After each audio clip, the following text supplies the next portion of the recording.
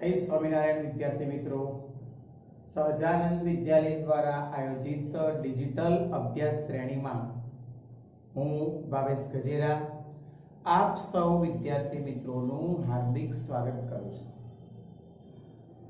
धोरण 8 विषय विज्ञान आ विषय विज्ञान नी अंदर आपणे आजे नवुं प्रकरण शुरू करवा जई रह्या छीए। प्रकरण नंबर 10 तरुणावस्था तरफ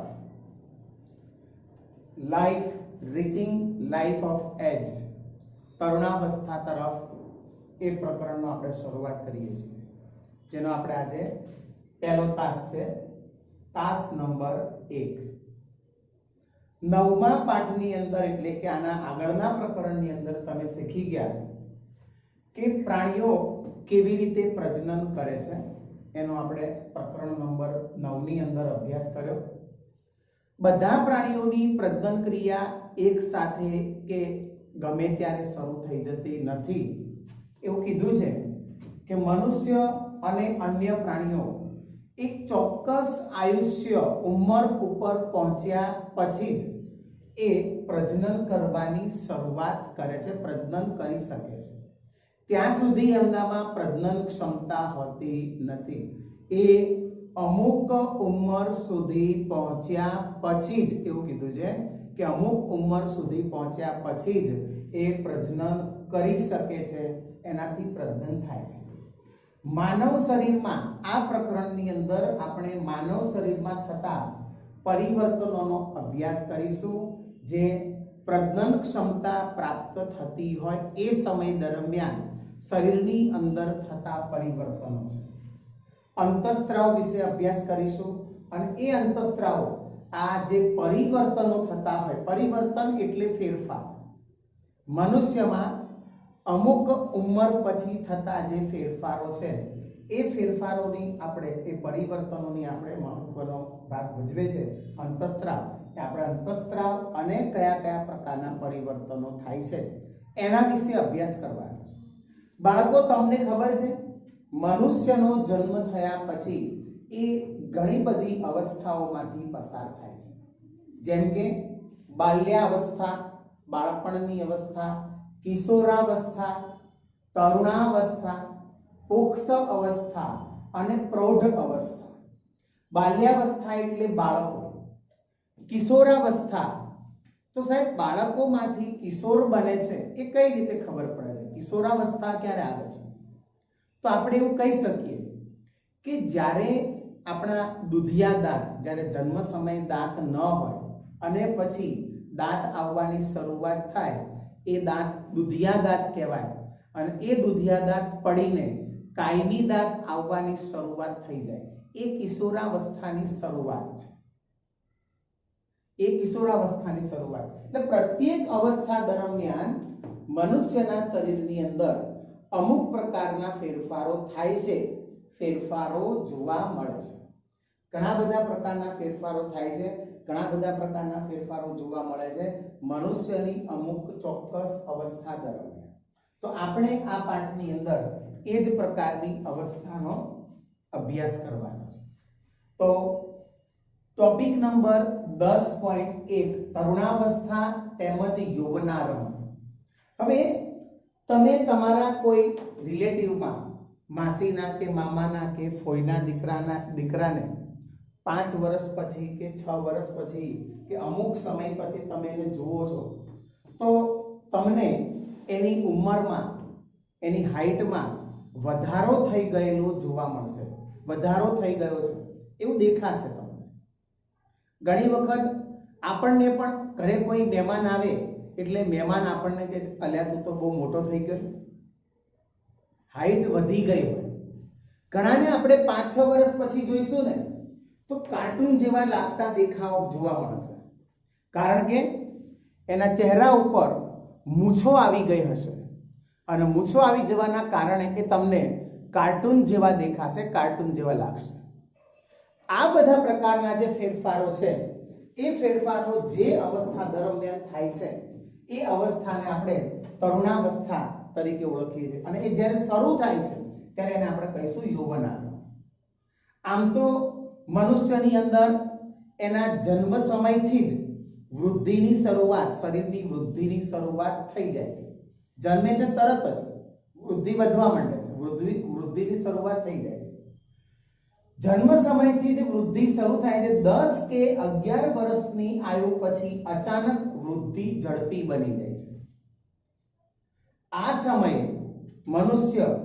મનુષ્યની ઉંમર જ્યારે 10 કે 12 વર્ષની થાય ત્યારે, મનુષ્યની ઉંમર 10 કે 12 વર્ષની થાય પછી અચાનક વૃદ્ધિ ઝડપી બની જાય. આમ તો વૃદ્ધિ થતી જ હોય, વૃદ્ધિ તો થતી જ હોય છે, પણ 10-11 વર્ષની ઉંમરમાં અચાનક વૃદ્ધિ ઝડપી બની જાય છે.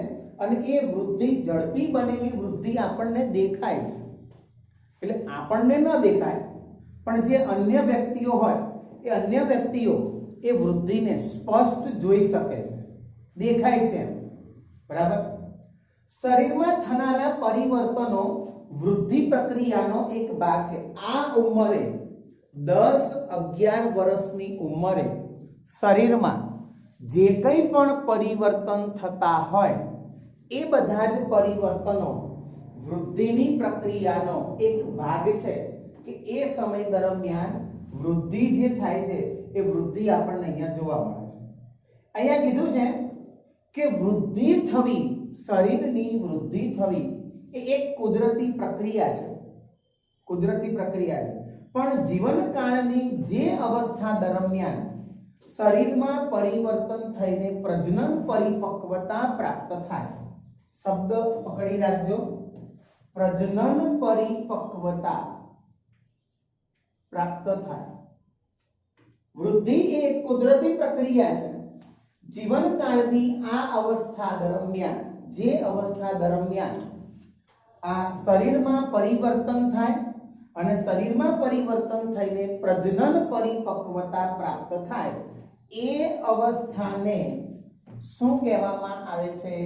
તો કે તરુણાવસ્થા કહે છે. બરાબર. તરુણાવસ્થાની વ્યાખ્યા એક વખત ફરીથી પુનરાવર્તન કરું છું. જીવનકાળની અવસ્થામાં, જે અવસ્થામાં શરીરમાં પરિવર્તન થઈને પ્રજનન પરિપક્વતા પ્રાપ્ત થાય તે અવસ્થાને શું કહે છે? તરુણાવસ્થા કહે છે. 11 વર્ષની ઉંમરથી શરૂ થઈ 18 કે 19 વર્ષ સુધી તરુણાવસ્થા રહે છે. એટલે તરુણ અવસ્થા ક્યારે શરૂ થાય છે, કઈ ઉંમરથી શરૂ થાય છે, અથવા તો કેટલા વર્ષ સુધી હોય છે? તો 11 વર્ષથી શરૂ થાય અને 18 કે 19 વર્ષ સુધી રહે છે. આ અવધિ તરુણ કહેવાતી હોવાથી, આ જે અવધિ છે એ અવધિ તરુણ કહેવાય. એટલે એ વખતે બાળકોને આપણે શું કહીએ છીએ? તરુણ કહીએ છીએ, તરુણો કહેવામાં આવે છે. બરાબર. તો વૃદ્ધિ સાથે તરુણાવસ્થાની વ્યાખ્યા આપણે સંકળાવી. ક્યારથી શરૂ થાય છે? શરૂઆત ક્યારથી થાય છે? 11 વર્ષની ઉંમરથી શરૂ થાય છે અને 18 કે 19 વર્ષ સુધી રહે છે. છોકરીઓમાં આ અવસ્થા છોકરાઓ કરતા 1-2 વર્ષ પહેલા શરૂ થાય. મતલબ કે આપણે 11 વર્ષની ગણતરી કરતા હોઈએ તો 10 કે 9 વર્ષ દરમિયાન આ જે અવસ્થા છે એમની, એ અવસ્થા શરૂ થઈ જતી હોય છે, શરૂ થઈ જાય છે. છોકરીઓમાં આ અવસ્થા છોકરાઓની સાપેક્ષમાં છોકરાઓ કરતા 1-2 વર્ષ પહેલા શરૂ થઈ જાય છે. અહીંયા આ તરુણાવસ્થા દરમિયાન મનુષ્યના શરીરમાં કેટલાક બદલાવ આવે છે, ફેરફારો થાય છે. જે ફેરફાર તમે જોઈ શકો છો. તરુણાવસ્થા દરમિયાન કેટલાક ફેરફારો થાય છે, બદલાવ આવે છે. આ બદલાવને યૌવનારંભ કહે છે, મતલબ કે યુવાનીનો આરંભ કહે છે. અવસ્થા દરમિયાન જે ફેરફાર થાય છે એ ફેરફારને આપણે યૌવનારંભ તરીકે ઓળખીએ છીએ. મનુષ્યનું મહત્વનું પરિવર્તન પ્રજનન ક્ષમતાનો વિકાસ. મનુષ્યના શરીરમાં આ બદલાવ જે આવે એ બદલાવની અંદર મહત્વનો બદલાવ, મહત્વનું પરિવર્તન શું હોય તો કે પ્રજનન ક્ષમતાનો વિકાસ અને તરુણો જે છે એ પ્રજનન પરિપક્વતા પ્રાપ્ત કરે એટલે યૌવનારંભ સમાપ્ત થઈ જાય છે, પૂરું થઈ જાય છે। મતલબ કે 18 કે 19 વર્ષની ઉંમરે, 18 કે 19 વર્ષની ઉંમર, તમને જો ખ્યાલ હોય તો આપણે ત્યાં ભારત દેશની અંદર લગ્નની ચોક્કસ ઉંમર નક્કી કરેલ છે, ખબર છે? લગ્નની ચોક્કસ ઉંમર નક્કી કરેલ છે। લગ્નની ચોક્કસ ઉંમર નક્કી કરવાનું કારણ આ પ્રજનન પરિપક્વતા જે છે એ પ્રજનન પરિપક્વતાની વાત થાય છે। છોકરાઓ 21 વર્ષની ઉંમરે, છોકરીઓ 18 વર્ષની ઉંમરે, બરાબર? અને ત્યારે યૌવનારંભ જે છે એ સમાપ્ત થઈ જાય છે, કારણ કે પ્રજનન ક્ષમતાનો પૂર્ણ વિકાસ થઈ ગયો છે અને પ્રજનન માટે પરિપક્વતા પ્રાપ્ત થઈ ગઈ છે, બરાબર? તો આ 10.1 ની અંદર યૌવનાવસ્થા ક્યારે, યૌવનારંભ અને તરુણાવસ્થા ક્યારે શરૂ થાય છે એના વિશેની વાત દર્શાવે છે। પાઠ્યપુસ્તકનો શૈક્ષણિક મુદ્દા નંબર 10.2 યૌવનારંભમાં થતા ફેરફાર, ઊંચાઈમાં વધારો। પહેલો ફેરફાર ઊંચાઈમાં વધારો। ઊંચાઈમાં વધારો યૌવનારંભ દરમિયાન શરૂ થાય છે અને એવું કહેવાય છે કે એકાએક વધારો થાય છે, અચાનક। યૌવનારંભ દરમિયાન અચાનક વધારો થાય છે અને સૌથી મોટો દેખીતો બદલાવ, યૌવનારંભ દરમિયાન સૌથી મોટો દેખીતો બદલાવ એટલે આપણે કહીએ ઊંચાઈમાં વધારો। આ સમયે શરીરના લાંબા હાડકાં તેમજ હાથ અને પગના હાડકાની લંબાઈમાં વધારો થાય, એટલે લાંબા હાડકાની લંબાઈમાં વધારો થાય અને એ વધારો એ વ્યક્તિને કેવો બનાવે છે? ઊંચો બનાવે છે। વ્યક્તિ ઊંચો બને છે, હાઈટ વધવી, ઊંચાઈમાં વધારો થવો, બરાબર? અહીંયા આપણે કીધું છે કે ઊંચાઈમાં એકાએક વધારો થવો એ યૌવનારંભ દરમિયાન થતો સૌથી મોટો દેખીતો બદલાવ છે।